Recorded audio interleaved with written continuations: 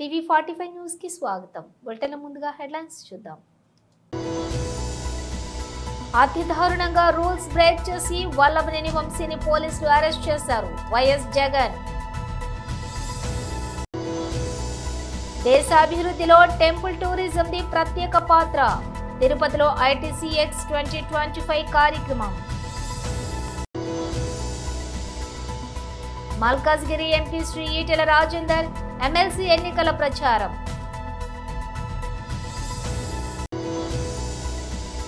కేసీఆర్ హయాంలో రైతు రాజులా బతికాడు. రేవంత్ కు రియల్ ఎస్టేట్ తప్ప స్టేట్ గురించి తెలియదు. కేటీఆర్. అతడు మ్యాచ్ ను లాగేసుకోవచ్చు, జాగ్రత్త. టీమిండియాకు భజ్జీ వార్నింగ్. ఇక డీటెయిల్స్ చూస్తే అతి దారుణంగా రూల్స్ బ్రేక్ చేసి వల్లభనేని వంశీని పోలీసులు అరెస్ట్ చేశారు. ఫిర్యాదు చేసిన సత్యవర్ధన్ జడ్జి సమక్షంలోనే తాను ఒకటి చెబితే స్టేట్మెంట్ మరోలా ఉందని, వంశీ ఎలాంటి తప్పు చేయలేదని చెప్పాడు. అయినా తప్పుడు కేసులు పెట్టి వంశీని అరెస్ట్ చేశారు. వంశీని అరెస్ట్ చేసిన తీరు, వంశీ మీద పెట్టిన ఫాల్స్ కేసు నిజంగా రాష్ట్రంలో దిగజారిపోయిన లా అండ్ ఆర్డర్ను వంశీ అరెస్టు అద్దం పడుతుంది. ఎందుకనంటే వంశీను అరెస్ట్ చేసిన తీరు ఒకసారి గమనించినట్టయితే అతి దారుణమైన law and order break down కనిపిస్తుంది. ఒకసారి గమనించినట్టయితే ఈ కేసులో గన్నవరం పార్టీ కార్యాలయం దాడి జరిగింది అని చెప్పి ఫిర్యాదు చేసిన సత్యవర్ధన్ అనే ఈ వ్యక్తి, గన్నవరం తెలుగుదేశం పార్టీ ఆఫీసులో కంప్యూటర్ ఆపరేటర్గా పనిచేస్తా ఉన్న సత్యవర్ధన్ అనే ఈ వ్యక్తి, ఫిర్యాదు చేసిన ఇదే వ్యక్తి సాక్షాత్తు తానే జడ్జి గారి సమక్షంలో జడ్జి గారిచ్చిన సమన్లకు పోలీసుల ఆధ్వర్యంలో ఆ సమన్ను అందుకొని జడ్జి గారి దగ్గరికి వచ్చి జడ్జి గారితో తానిచ్చిన వాంగ్మూలాన్ని ఒకసారి గమనిస్తే ఆ వాంగ్మూలంలో ఆయన చెప్పిన మాటలు ఏమిటి, చివరికి ఈరోజు వంశీ మీద పెట్టిన ఫాల్స్ కేసు ఏమిటి, ఇదే సత్యకుమార్ అనే వ్యక్తి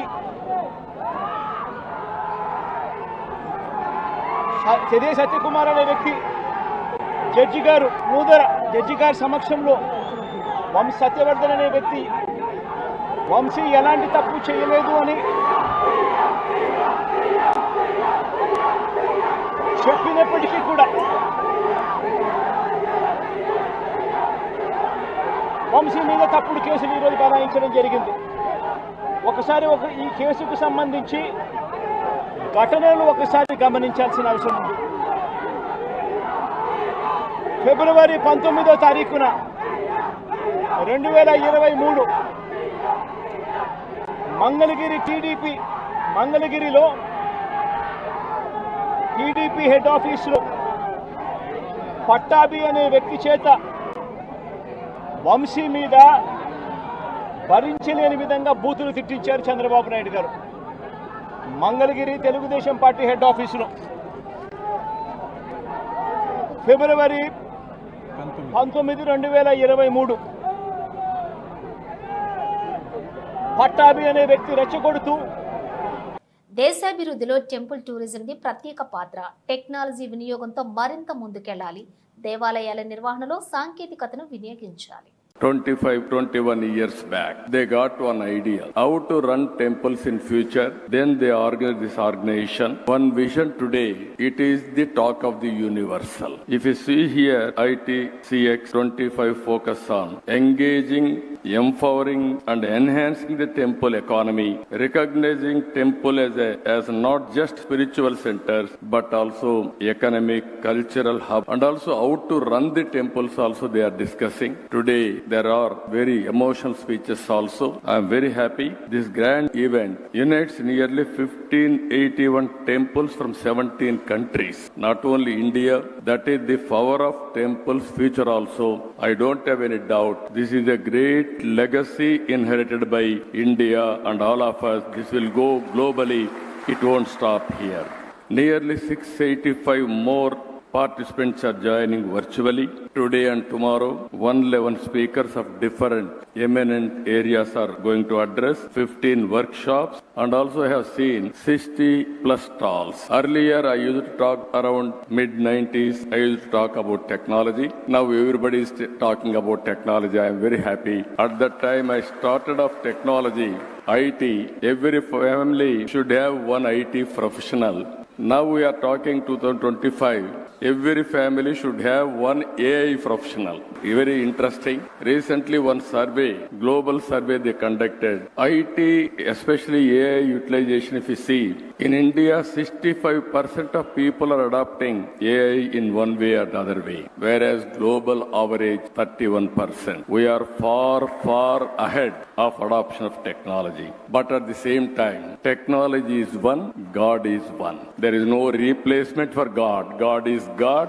Any scientist, technology expert, or everybody has to follow the destiny decided by God. So we are all instrumental, and ultimately we have to depend only on God. Malkajgiri MP Shri Etela Rajender MLC ఎన్నికల ప్రచారం. జనరల్గా 2011లోనే జనాభా లెక్కల ప్రకారంగా తెలంగాణ రాష్ట్రం 3,65,00,000. 2025 అంటే 14 సంవత్సరాల తర్వాత ఎంత జనాభా పెరుగుతుందో మనకు అర్థం కావాలి. ఎస్సీల జనాభా 15% నుంచి 17.5% పెరిగినట్టుగా, ఎస్టీల జనాభా 9 నుంచి 10.5% పెరిగినట్టుగా, బీసీల జనాభా 52% నుంచి 46.5% తగ్గిన విధంగా, ఇట్లా ఓసీల జనాభా అని చెప్పిండు. ఎంత బాధ అనిపించే సిగ్గుమాలితనం వాళ్ళదంటే, ఒకసారి ఆయన జనాభా లెక్కలు తీసిన తర్వాత ప్రజల నుంచి వచ్చినటువంటి వ్యతిరేకతని ఇవాళ తట్టుకోలేక లేదు మళ్ళీ సెకండ్ టైం కూడా చేస్తా అని చెప్పిండంటే, కాంగ్రెస్ పార్టీకి అణగారిన వర్గాల పట్ల, మరీ ముఖ్యంగా బీసీ ప్రజల పట్ల ఏ చిత్తశుద్ధి ఉందో మనకు అర్థం కావాలి. దీనికి చట్టబద్ధత లేకుండా, దీనికి టైం లేకుండా, దీనికి ఒక శాస్త్రీయ పద్ధతి లేకుండా ఇవాళ కులగణన అనేటువంటిది జరిగి కాదు, మోసగించే ప్రయత్నం చేసిండు. ఇవాళ దాని నుంచి లబ్ధి పొందాలనే ప్రయత్నం చేసిండు. కానీ పాతాళంలో ఇలా తెలంగాణ ప్రజలు పాతరేసింది ఆయన. అందువల్ల నేను టీచర్లకు వినమ్రంగా విజ్ఞప్తి చేస్తున్నా. గతంలో డిఏలు ఇవ్వకుండా మోసం చేసినప్పుడు కేసీఆర్ 317 జీవో ఇచ్చి కంటి మీద కొనుక్కు లేకుండా చేసినప్పుడు కేసీఆర్. ఇవాళ సిపిఎస్ విధానం రద్దు కావాలని చెప్పి అనేక సంవత్సరాల పోరాటాలు చేస్తున్న టీచర్లు, ప్రభుత్వ ఉద్యోగులు, కేంద్ర ప్రభుత్వం డేట్ ఇచ్చింది. మీ రాష్ట్రాలలో మీరు సిపిఎస్లో కొనసాగదలుచుకున్నారా, పాత పెన్షన్ విధానం కొనసాగదలుచుకున్నారా అని చెప్పి ఆప్షన్ అడిగారు. కానీ ఆనాడు కేసీఆర్ గారు మేము సిపిఎస్లో వాళ్ళకు లెటర్ పంపలే. అంటే మళ్ళీ మోసం చేసినటువంటి పార్టీ అది. ఈయన గారు అధికారంలో వచ్చిన వెంటనే 317 సవరణ చేస్తా, సిపిఎస్ విధానాన్ని రద్దు చేస్తా, డిఏలన్నీ కూడా పే చేస్తా, రిటైర్డ్ ఉద్యోగులకు తక్షణమే వాళ్ళ బెనిఫిట్స్ ఇచ్చే ఏర్పాటు చేస్తా. ఒక్కటి కూడా అమలు కాలే. ఇవాళ చివరికి రిటైర్డ్ ఉద్యోగి తన బెనిఫిట్స్ రావాలంటే చేసుకుంటే తప్ప, లంచాలు ఇస్తే తప్ప రిటైర్డ్ ఉద్యోగుల బెనిఫిట్ వస్తలేవంటే ఎంత దయనీయమైన పరిస్థితి ఉందో మనకు అర్థం కావాలి. ఇవాళ దీనికి 9 సంవత్సరాలు పట్టింది కేసీఆర్ మీద వ్యతిరేకత రావడానికి. కానీ రేవంత్ రెడ్డి సర్కారు మీద వ్యతిరేకత రావడానికి 9 నెలలే పట్టింది. నేను మా టీచర్లకి ఇక తెలంగాణ సమాజం అంతా కూడా కొండ నాలుకకు మందెత్తే ఉన్న నాలుక పోయినట్టుగా కేసీఆర్ పోతే బాగుపడదని చెప్పి భావించినాం. కానీ ఇక రంగారెడ్డి జిల్లా కల్వకుర్తి నియోజకవర్గం ఆమన్గల్లులో నిర్వహించిన రైతు మహాధర్నాలో బీఆర్ఎస్ వర్కింగ్ ప్రెసిడెంట్ మాజీ మంత్రి కేటీఆర్ మాట్లాడారు. ఈ సందర్భంగా రాష్ట్రంలోని కాంగ్రెస్ ప్రభుత్వంపై ఆయన ధ్వజమెత్తారు. కాంగ్రెస్ పాలనలో ఏ వర్గము సంతోషంగా లేదన్నారు. స్థానిక సంస్థల ఎన్నికలు వస్తున్నాయని ఆ పార్టీ నేతలు మళ్లీ నాటకాలు మొదలుపెట్టారని విమర్శించారు. ఈ ఎన్నికలు ప్రజలు మళ్లీ మోసపోతే ఎవరూ కాపాడలేరని కేటీఆర్ తెలిపారు. కేసీఆర్ హయాంలో రైతు రాజులా బతికాడు. రేవంత్ రెడ్డికి రియల్ ఎస్టేట్ తప్ప స్టేట్ గురించి ఏం తెలియదు. ఫోర్త్ సిటీ, ఫ్యూచర్ సిటీ అని డ్రామాలు ఆడుతున్నారు. ఆయన సీఎం అయ్యాక సోనియా గాంధీ పుట్టినరోజు 2 సార్లు వచ్చింది. కానీ రుణమాఫీ 25% కూడా రాలేదు. 35 సార్లు ఢిల్లీ విమానం ఎక్కి 35 పైసలు కూడా తీసుకురాలేదు. అప్పులు కట్టలేదని రైతులు ఇంటి తలుపులు ఎత్తుకెళ్లారు. రేపో మాపో పుస్తెలతాళ్ల సైతం లాక్కెళ్లిపోతారు. ఓట్ల కోసం ఇంటికొచ్చే కాంగ్రెస్ నాయకులను నిలదీయాలి. కొలగడన పేరుతో బీసీలను రేవంత్ రెడ్డి మోసం చేశారు. ముఖ్యమంత్రి సొంత నియోజకవర్గం కొడంగల్తో పాటు సొంతూరి అత్తగారింటికి ఊరు కల్వకుర్తిలోని ఏమైనా చేశారా అని అడగడానికి ఇక్కడికి వచ్చాం అని కేటీఆర్ అన్నారు. మాజీ మంత్రివర్యులు పెద్దలు అన్న శ్రీనివాస్ గౌడ్ గారు, మాజీ మంత్రి గారు, అదేవిధంగా మహేశ్వరం ఎమ్మెల్యే మా అక్క, మీ అందరికీ సుపరిచితురాలైన ఆడబిడ్డ అక్క శ్రీమతి సబితమ్మ గారు, గౌరవనీయులు మాజీ మంత్రివర్యులు మహబూబ్ నగర్ జిల్లా బీఆర్ఎస్ పార్టీ అధ్యక్షులు పెద్దలు అన్నగారు డాక్టర్ సి లక్ష్మారెడ్డి గారు, గౌరవ నాగర్ కర్నూలు జిల్లా పార్టీ అధ్యక్షుడు తమ్ముడు అచ్చంపేట మాజీ శాసనసభ్యుడు గువ్వల బాలరాజు గారు, గౌరవనీయులైన నాగర్ కర్నూలు మాజీ ఎమ్మెల్యే గారు, సోదరులు, మమ్మల్ని హైదరాబాద్ నుంచి ఇక్కడి దాకా బ్రహ్మాండంగా నడుపుతూ మా రథసారథిలాగా ఇక్కడి దాకా వచ్చిన మా సోదరుడు మర్రి జనార్దన్ రెడ్డి గారు, గౌరవనీయులు షాద్ నగర్ మాజీ ఎమ్మెల్యే సోదరులు పెద్దలు అన్నగారు అంజయ్ యాదవ్ గారు, గౌరవ మాజీ ఉప ముఖ్యమంత్రి గారు, స్టేషన్ గన్పూర్ మాజీ శాసనసభ్యులు అన్నగారు డాక్టర్ తాటికొండ రాజయ్య గారు, మళ్ళీ తప్పకుండా ఎమ్మెల్యే కూడా తొందరలో కాబోతున్నారు వారు.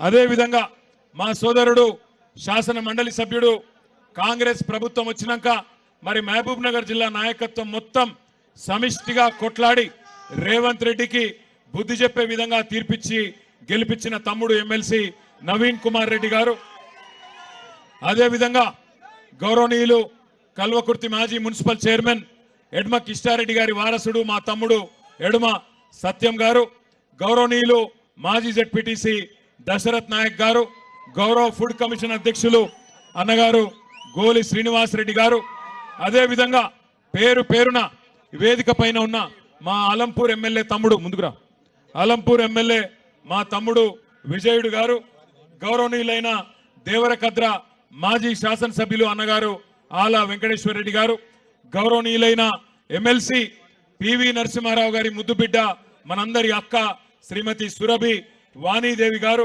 మా చెల్లెలు కార్పొరేషన్ యొక్క మాజీ అధ్యక్షురాలు సాయి చంద్ గారి శ్రీమతి సోదరి రజనీ సాయి చంద్ గారు, మా తమ్ముడు కార్పొరేషన్ మాజీ అధ్యక్షుడు గౌరవనీయులు వాల్యా నాయక్ గారు, ఇంకా వేదిక పైన ఉన్న గోరెటెంకన్ ఉన్నాడా? గోరెటెంకన కూడా వచ్చిపోయిందా? రాలేదా? గోరెటెంకన గారు, గౌరవనీయులైన శాసన మండలి సభ్యులు, సీనన్న పేరు చెప్పలేదండి, మాజీ మంత్రివర్యులు పెద్దలు అన్నగారు శ్రీనివాస్ గౌడ్ అన్న గారు, ఇంకా మా సోదరుడు మా నాగమంకుల్ వారసుడు, మా సోదరుడు నాకు ఆప్తుడు మా శశిధర్ రెడ్డి గారు, నాగం శశిధర్ రెడ్డి గారు, పేరు పేరున ఇంక ఎవరో పేర్లు చెప్పలేదో వాళ్ళ మనసులే తిట్టుకొని జరా బయట ఇన్ని దండం పెడతావు. మీ జైపాలని అందరి పేర్లు చెప్పమంటుండే స్టేజ్ మీద, ఇక్కడ మరిగా చెప్తే ఇక చాలా టైం పడుతుంది. టైం ఏమో 2 దాకానే ఇచ్చారు మనం. అయితే ఇవాళ ఎందుకు వచ్చినాం ఆమన్గల్ అంటే ఒకటే ఒక కారణంతో వచ్చినాం. పోయిన వారం అన్న కుసోయ్ నువ్వు జర కూసో. పోయిన వారం రేవంత్ రెడ్డి నియోజకవర్గం కొడంగల్ పోయినాం. ఆడ పోయినాక అనిపించింది మరి రేవంత్ రెడ్డి ఏమో కొడంగల్కు వలస పోయిండు. నిజానికి రేవంత్ రెడ్డి రేపటి నుంచి ఐసీసీ ఛాంపియన్స్ ట్రోఫీకి తెరలేపనుంది. అయితే ఈ మెగా ఈవెంట్లో దాయాదుల పోరుతో ప్రత్యేక ఆకర్షణ. ఫిబ్రవరి 23న దుబాయ్లో ఈ మ్యాచ్ జరగనుంది. ఈ మ్యాచ్కు ముందు భారత మాజీ క్రికెటర్ హర్భజన్ సింగ్ కీలక వ్యాఖ్యలు చేశాడు. భారత్ నుంచి ఆటను దూరం చేసే అనుభవం ఉన్న ఫకార్ జమాన్ పట్ల జాగ్రత్తగా ఉండాలని రోహిత్ శర్మ నేతృత్వంలోని టీమిండియాను హర్భజన్ హెచ్చరించాడు. ఫకార్కు మంచి అనుభవం ఉంది, అతను భారత్ నుంచి మ్యాచ్ను లాగేసుకోవచ్చు అని హర్భజన్ తన యూట్యూబ్ ఛానల్లోని అన్నాడు. అటు వన్డేలో మ్యాన్ ఇన్ బ్లూపై ఈ పాక్ ఆటగాడికి అద్భుతమైన రికార్డు కూడా ఉంది. భారత్పై 6 మ్యాచ్ల్లో 82.39 స్ట్రైక్ రేట్, 46.80 సగటుతోటి 234 పరుగులు సాధించాడు. 2017 ఛాంపియన్స్ ట్రోఫీ ఫైనల్లో భారత్ పాకిస్తాన్ జట్ల ఓవర్లోని తలపడ్డాయి. ఈ మ్యాచ్లో ఫకార్ అద్భుతమైన శతకంతో పాక్కు భారీ స్కోర్ అందించాడు. ఈ ఫైనల్ పోర్లో అతడు 106 బంతుల్లో 114 పరుగులు చేయడంతో పాకిస్తాన్ 338/4 స్కోర్ చేసింది. ఆ తర్వాత భారత లక్ష్య ఛేదనతో బరిలోకి దిగిన భారత్ చేతికిల పడింది. దాంతో 180 పరుగుల తేడాతో ఓటమి పాలైంది. దాయాది దేశం టైటిల్ ఎగరేసుకుపోయింది. ఈ యొక్క నేపథ్యంలోనే బజ్జీ తాజాగా ఫకర్ జమాన్ విషయంలో జాగ్రత్తగా ఉండాలని హెచ్చరించాడు. సంక్రాంతికి చలి గజగజ వణికిస్తుందని, ఆ చలే శివరాత్రికి శివశివ అంటూ వెళ్ళిపోతుందని పెద్దలు అంటూ ఉంటారు. అయితే ఇంకా మార్చి నెలే రానేలేదు, శివరాత్రికే ఇంకా సమయం ఉంది. మరి అప్పుడే తెలంగాణలో ఎండలు మండిపోతున్నాయి. ఉదయం 11 గంటలకే సూర్యుడు సుర్రుమంటున్నాడు. ఇళ్లల్లో కరెంటు పోతే ఒక్కబోత తప్పడం లేదు. వ్యవసాయ పనుల్లో ఉండే రైతులపైన ఈ ప్రభావం పడుతోంది. మధ్యాహ్నం 12 గంటల నుంచి 3 దాకా విశ్రాంతి తీసుకొని ఉదయం సాయంత్రం వేళల్లో సాగు పనులు చేసుకుంటూ ఉన్నారు. ఇక ఇప్పుడే ఎండలిలో ఉంటే ఏప్రిల్ ఆపై మండు వేసవి అయిన మే నెలలో ఇంకే స్థాయిలో దంచి కొడతాయోననే ఆందోళన కూడా వ్యక్తమవుతోంది ప్రజల్లో. సోమవారం తెలంగాణలో 35.6 డిగ్రీల సెల్సియస్ నుంచి 37.7 డిగ్రీల సెల్సియస్ దాకా ఉష్ణోగ్రతలు నమోదయ్యాయి. కామారెడ్డి జిల్లా పిట్లంలోని గరిష్ట ఉష్ణోగ్రత 37.7 డిగ్రీల సెల్సియస్ రికార్డైంది.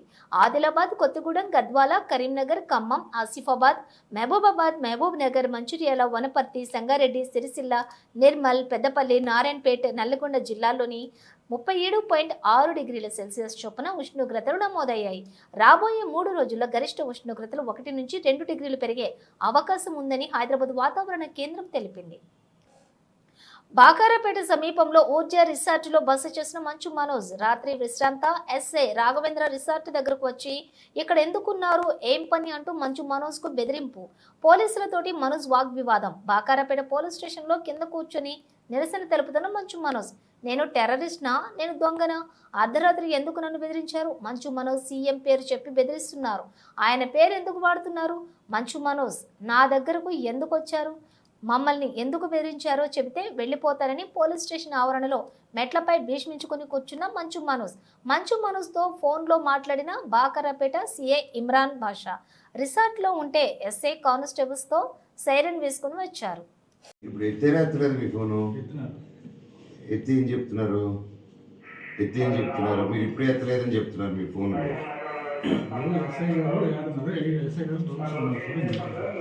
ఎస్ఐ గారు రౌండ్స్లో ఇంటికి వెళ్ళిపోయారని చెప్పారు ఇందాక. కాక మీకు హెల్ప్గా సార్ హెల్ప్ కోసం అడిగి తీసుకొచ్చాడు సార్. అంతే మీ పేపర్ మీ పెన్నే సార్. అది నా ఇంటికి ఈ టైం అసలు మార్నింగ్ ఇంటికి రావాలి, ఇప్పుడు ఎందుకు వచ్చారు?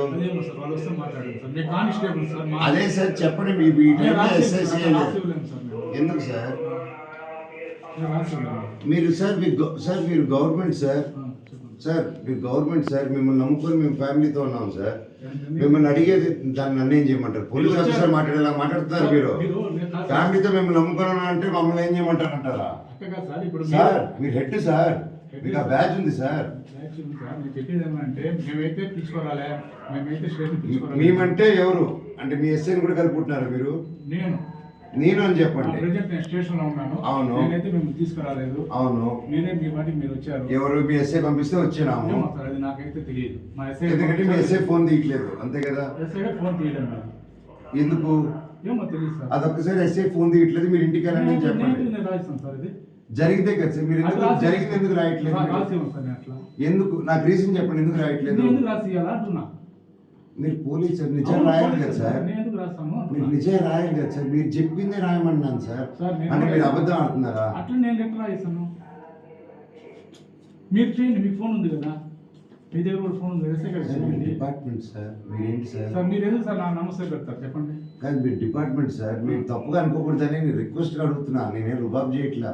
నా ఇంటికి వచ్చి నన్ను ఎత్తుకొని వచ్చి మీరు సార్ అంటే మీరంటే మీరు కాదు డిపార్ట్మెంట్ ఎస్ఐ గారు ఆ, ఎస్ఐ గారు ఆ. ఆయన ఎస్ఐ గారితో వచ్చిన కానిస్టేబుల్ నా చేయబట్టుకుని లాగింది వాళ్ళు చేయబట్టుకుని లాగారు కదా సార్. అంతవరకు అయింది కదా సార్. నేను అడిగేది ఇక్కడికి వచ్చినప్పటి నుంచి ఇక్కడ వరకు వచ్చాడు సార్. సంద చివరి వరకు వచ్చాడు ఎస్ఐ వచ్చి అయిపోయారు. మా వాళ్ళు వెళ్ళి అడిగి రండి సార్ అని చెప్తుంటే ఇదిగో వస్తున్నా పదండి అని చెప్తే లోపలికి వచ్చాను. అటు యూటర్న్ తీసుకుని వెళ్ళిపోయాడు ఆయన. ఇది ఎక్కడ న్యాయం సార్? నన్ను వచ్చి గెలికి నా ఇంట్లో వచ్చి నన్ను గెలికి ఇంట్లోనే రిసార్ట్లో ఉన్నా అది ఇల్లాగా ఉన్నాను కదా ఇప్పుడు వచ్చి గెలికేసి చేస్తే ఎట్లా సార్? నేను వచ్చి ఎస్ఐ గారికి చేయండి చేయట్లేదు. సిఐ గారికి చేయమంటే సిఐ మీ ముందరే ఉండండి చేశాను సార్. అవును సార్ మీ ముందరే చేశాను తీయలేదు. తీయలేదు. అవును అది రాయమంటున్నాను నేను. అది మీరు అఫీషియల్గా ఇవ్వండి. It's rule sir. You have to give it officially.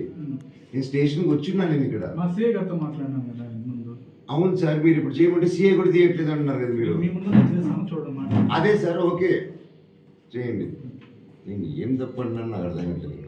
ఎల్లుండి ఢిల్లీ నూతన ముఖ్యమంత్రి ప్రమాణ స్వీకార మహోత్సవానికి 20 రాష్ట్రాల ముఖ్యమంత్రులు, ఉప ముఖ్యమంత్రులు, 50 మందికి పైగా సినీ పారిశ్రామిక ప్రముఖులు, విదేశీ రాయబారులు, కేంద్ర మంత్రులు, బీజేపీ అగ్రనేతలు హాజరు కానున్నారు. ఇటీవల జరిగిన ఢిల్లీ శాసనసభ ఎన్నికల్లో బీజేపీ ఘన విజయం సాధించింది.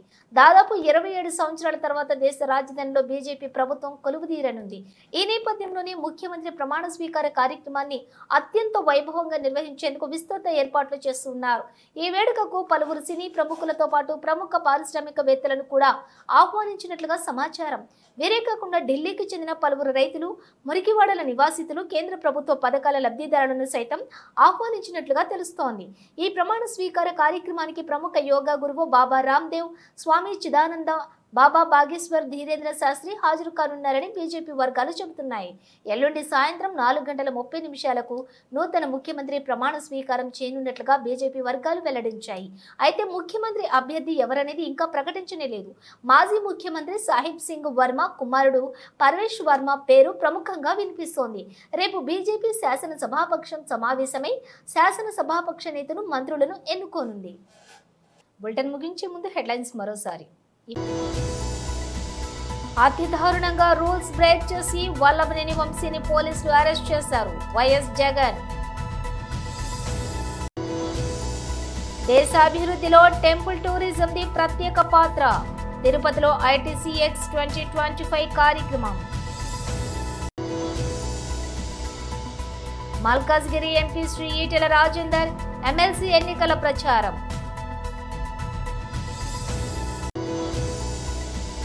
కేసీఆర్ హయాంలో రైతు రాజులా బతికాడు. రేవంత్ కు రియల్ ఎస్టేట్ తప్ప స్టేట్ గురించి తెలియదు. కేటీఆర్. అతడు మ్యాచ్ ను లాగేసుకోవచ్చు, జాగ్రత్త. టీమిండియాకు భజ్జీ వార్నింగ్. ఈ బులెటిన్ విశేషాలు మరో బులెటిన్ తో మళ్ళీ కలుద్దాం.